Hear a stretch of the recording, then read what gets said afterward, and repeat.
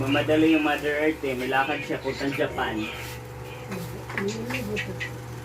Bakit ka maliligo? Saan ka pupunta? Dito lang.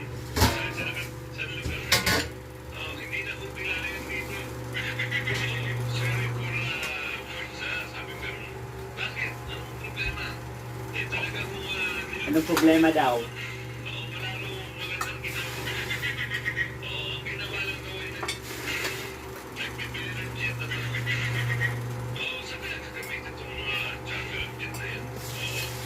Pabili nga ng chopper bukas.